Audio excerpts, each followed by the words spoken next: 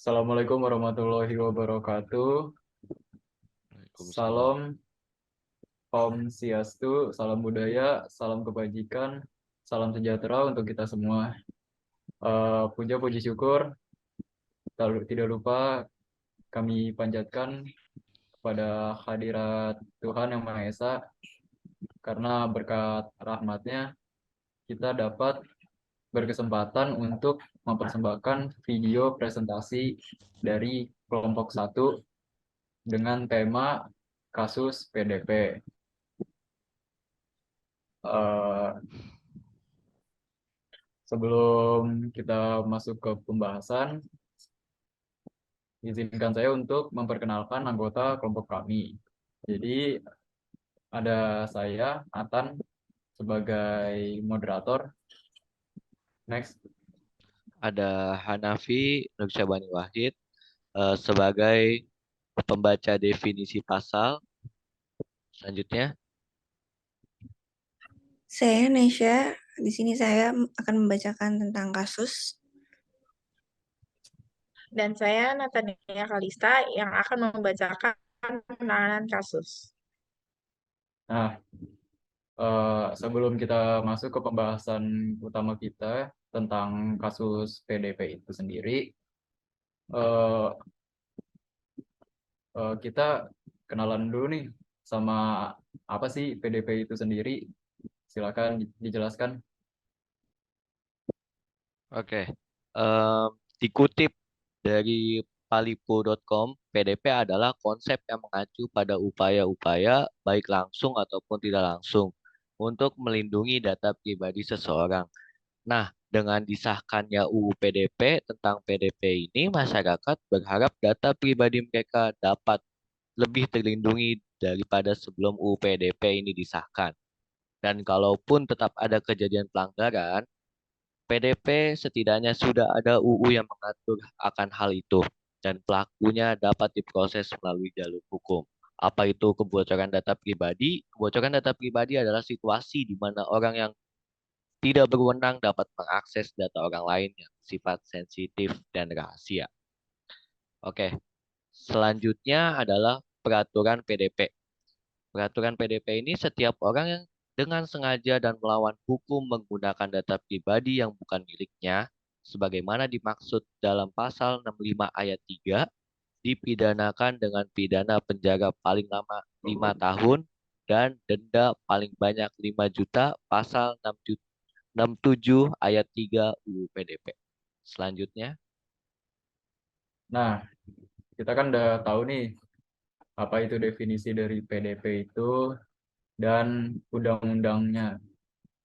Nah, langsung deh kita masuk ke pembahasan utama kita, yaitu kasus contoh kasus pelanggaran PDP yang ada di Indonesia. Silakan. Contoh kasus kebocoran data pasien yang ada di rumah sakit. Dalam rentang waktu dari bulan Desember 2001 hingga Januari 2022 diperkirakan sudah ada jutaan data pribadi pasien yang bocor dari berbagai rumah sakit di Indonesia. Data-data pribadi itu diunggah di sebuah forum dalam bentuk dokumen. Lalu, untuk kasus kami mengambil kasus penjualan data pribadi dan rahasia pasien RS Indonesia. Jadi pada Januari 2022 sudah ada jutaan kebocoran data pasien RS Indonesia. Data-data itu berbentuk dokumen yang kemudian dijual belikan oleh pelaku dalam sebuah forum. Lalu mengapa sih sang pelaku melakukan hal tersebut? Jadi, para korban atau pasien ini mengidap suatu penyakit yang bersifat rahasia. Kenapa? Karena jika sampai bocor dan diketahui masyarakat, sang pasien bisa mendapatkan masalah sosial di lingkungannya. Sebagai contoh, apabila ada orang yang mengidap HIV, pasti nggak mau dong orang tersebut bila orang lain mengetahui penyakit yang ia alami. Karena masih tabu dan bisa berdampak bagi kualitas sosial ia di masyarakat. Selanjutnya adalah penanganan kasus yang dibacakan oleh Nia. Silakan ya.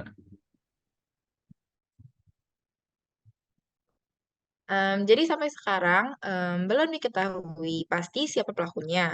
Dikutip dari situs resmi Keminfo, Dedi Permadi selaku juru bicara mengatakan bahwa dia telah memerintahkan jajarannya untuk berkomunikasi secara intensif dan Kementerian Kesehatan untuk memulai penelusuran sesuai peraturan yang berlaku.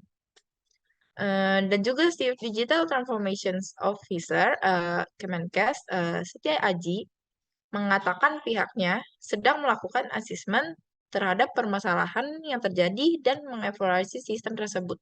Selanjutnya, Selanjutnya adalah pembacaan eksekusi kasus yang akan dibacakan oleh Hanafi. Ya,